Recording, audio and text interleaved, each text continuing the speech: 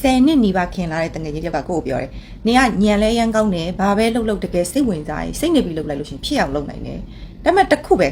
နင်ဖြစ်မငြိမ်ဘူးတဲ့။လက်ရှိကျမတက်က33ပါဖြတ်တန်းလာတဲ့အသက်20ကနေ30အတွင်း10နှစ်တာကိုနောက်ပြန်လှည့်ကြည့်ရမယ်ဆိုလို့ရှိရင်ကျမအနေနဲ့နောင်တရစီရနောင်တရမိတဲ့အချက်တွေအများကြီးရှိပါတယ်။အဲ့ဒီထဲမှာနောင်တအရာဆုံးတစ်ချက်ကိုပဲပြောပါဆိုလို့ရှိရင်အရာကိစ္စပေါ့နော်တစ်ခုအပေါ်မှာအာယုံတတိချာချာဆွဆွဲမြဲမြဲဆူဆူဆိုင်ဆိုင်နဲ့တစ်ခုတည်းကိုပဲ focus လုပ်ပြီးတော့အားကုန်ထည့်ပြီးမစူးစမ်းခဲ့မိလေခြင်းဆိုတဲ့တစ်ချက်ပါပဲ။ကျမတငယ်ချင်းပြောသလိုပဲတော်တော်များများအရာတွေကိုကျမတကယ်စိတ်ပါရအကုန်လုပ်နိုင်ပါတယ်။ညံကောင်းမကောင်းရတယ်ကျမမသိကိုညံကောင်းတယ်လို့လည်းကျမမထင်ပါဘူး။ဘာလို့လဲဆိုတော့ကြောင်းတက်တော့အတန်းနေတယ်မှာကျမစာညံခဲ့တဲ့သူတယောက်မလို့ပါ။ဆိုတော့ပါလီယာငါပြီးချက်တော့မှန်ပါတယ်။2021လောက်မှာကျမဂျပန်ကိုရောက်တယ်။ရောက်တော့အဲ့တော့မြန်မာပြည်ကိုဂျပန်ကနေပြီးတော့မှ second hand used car တွေသွင်းတယ်လေ။ဦးသိန်းစိန်ခေတ်ဆိုတော့သွင်းတော့အဲ့တော့ကျမကအဲ့ဒီဂျပန် used car company မှာ marketing နဲ့ sales လုပ်ကိုလုပ်တယ်3နှစ်ကြာတယ်3နှစ်ကြာပြီးတော့အဲ့ဒီကြာနောက်ပိုင်းမှာဗာလဲအစိုးရပြောင်းလဲဖြစ်တယ်ပေါ့နော်ဒေါအောင်ဆန်းစုကြည်တို့တက်တဲ့အခါကျတော့အိုက်ကားတွေသွင်းလို့မရတော့ဘူးဘယ်မောင်းရဗာလဲဘယ်မောင်းမဲ့သွင်းတော့မယ်တွေဗာလဲ policy ဖြစ်သွားတော့လုပ်လို့မရတော့ဘူးဆိုတော့အာဖရိကကိုကျွန်မဆက်လုပ်တယ်လုပ်ရင်းနဲ့ကျွန်မအဲ့လုပ်ကိုမလုပ်ချင်တော့ဆိုအလုပ်ထွက်လိုက်တယ်အလုပ်ထွက်ပြီးတော့ငါဒီချိန်မှာပေါ့နော်တစ်စစ်ဘဝတစ်စစ်ချို career ငါတကယ်လုပ်ချင်တဲ့ဟာကိုငါပြောင်းမယ်ဆိုပြီးတော့မှ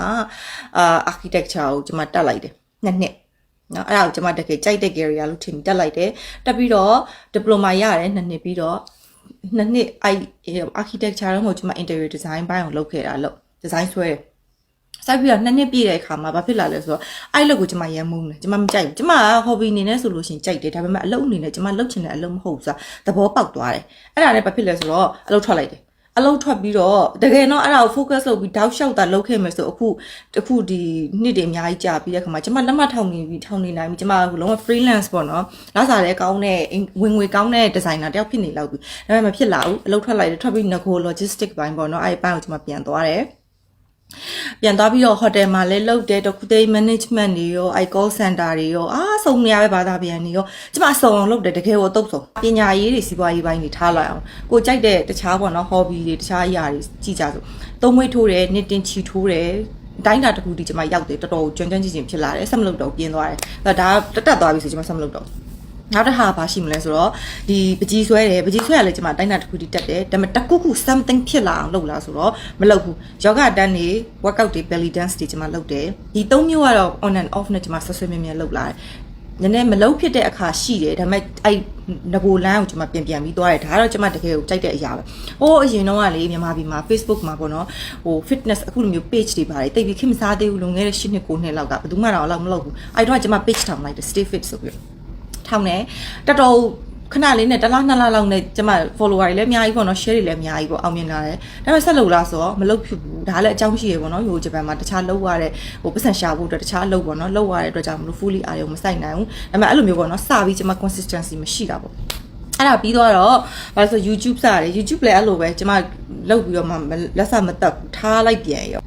ာဟိုကိုယ်စိတ်ကစိတ်များတာပေါ့နော်တခုခုဆိုလို့ရှိရင်ဟာတင်ကျင်သွားပြန်ဟိုနားလဲပါဒီနားလဲပါဟိုဟာလေးဆိုလဲလုပ်ချင်ဒီဟာလေးလို့လုပ်ချင်တာတွေတအားများပြီးတော့လေဟို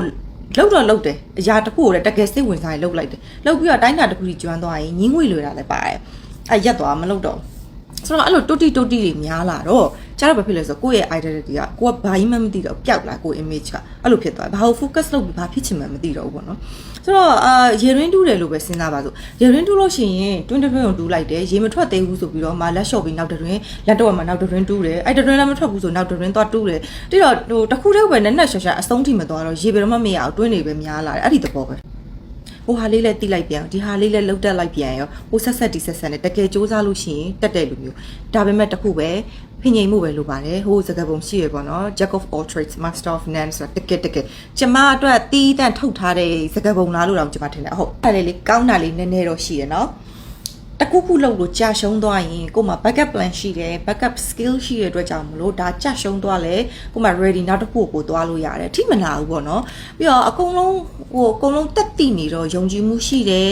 တုံတန်ယုံသူများကိုမလိုတော့ဒါတော့ကောင်းတာပေါ့မကောင်းတာကတော့ဒီတခုတည်းမှာ focus လောက်ပြီးတော့တတိချာချာမစူးစမ်းရတဲ့အတွက်ကြောင့်မလို့ထင်သလောက်မအောင်မြင်ဘူးလိုချင်တဲ့ပန်းတိုင်ကိုမရောက်ဘူးအဲ့လိုမျိုးဖြစ်တယ်ပေါ့နော်ဒါကတော့မကောင်းတာပါအခုအသက်33မှာတော့ကျမအဲ့လိုမျိုးစိတ်များတဲ့ခင်ထားမဖြစ်ဖို့အတွက်ကျမဆုံးဖြတ်ချက်ချပြီးတော့စူးစမ်းနေပါတယ်နောက်မောင်လေးတို့ညီမလေးတို့ကိုအကြံပေးချင်တာကတကူလောက်ရမယ်ဆိုလို့ရှိရင်내ဘဲကိုတတိချာချာရွေးပါဒါငါရေရှည်မှာတကယ်လုံးမဲ့ရာလားဆိုပြီးဆုံးဖြတ်ပါဆုံးဖြတ်ချက်ချပြီးရင်အားမလျှော့တန်းအစွမ်းကုန်အဲ့ဒါကိုပန်းတိုင်ရောက်တဲ့အထိ fully in เนาะလောက်စူးစမ်းပါလွယ်နဲ့လမ်းမလျှော့ပါနဲ့ဘယ်လောက်ပဲခက်ခက်ဖြစ်ပါစေလွယ်နဲ့လမ်းမလျှော့ပါနဲ့ master ဖြစ်အောင်လုပ်ပါစိတ်များတဲ့ကိုထားတော့ခွင့်မရတဲ့မြေပဲမှာတော့မဖြစ်ပါစေနဲ့လို့